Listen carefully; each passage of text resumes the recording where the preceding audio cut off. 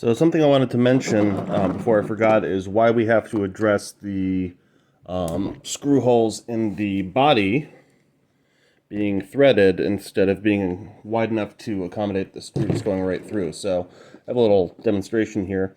I have these two popsicle sticks. I know they're not exactly the same as a guitar and a neck, but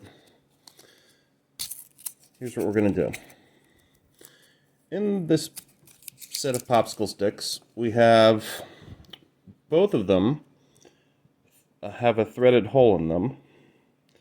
And the bottom one actually has a threaded one and one that is a little bit wider. So we're going to start on the one that is threaded.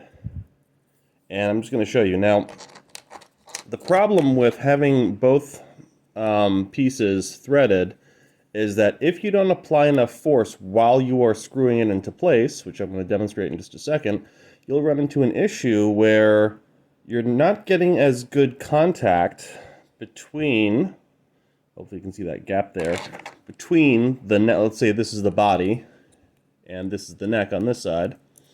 If I were to screw this into the body first, which is threaded all the way, right?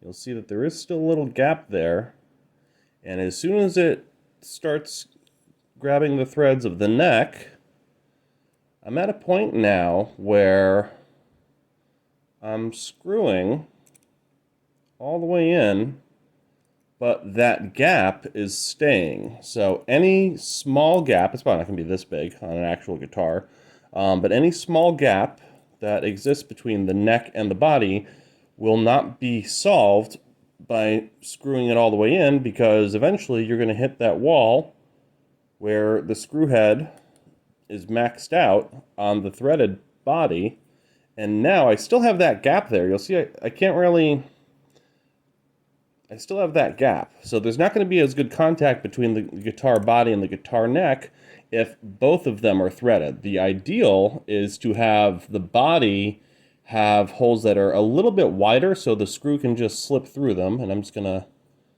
very quickly unscrew these. Oop. Just to get to the point of this. Okay.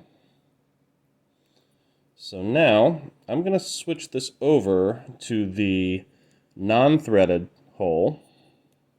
So again, that one's a little bit wider, and I'll show you. I can take this, and the screw just goes right in, back and forth. No need to actually thread anything. It's just going right in and out. And the reason that's important is that here, let's say I start off again with a gap. Now, as I continue to turn that screw, it is actually going to slowly but surely start to essentially act as a clamp. And that will allow us to get rid of any gaps by just tightening the screw. So as you tighten the screw, you're actually tightening together the body and the neck, which gives you a really good point of contact where you know once those screws are all the way in and tight and snug, as long as you don't strip the threads or anything, that you have, hopefully you can see that you have really good contact between the neck and the body. So I just wanted to have that little demonstration to show you why we're going to have to fix the body in that regard, because right now the holes in the back of the body, in the neck pocket, these are actually threaded to the screw. So we're going to widen those out to have that same effect that we just demonstrated with this, where it'll act basically as a clamp as we start to tighten those screws. That is something we're going to be addressing a little bit later. So I wanted to show you what that is.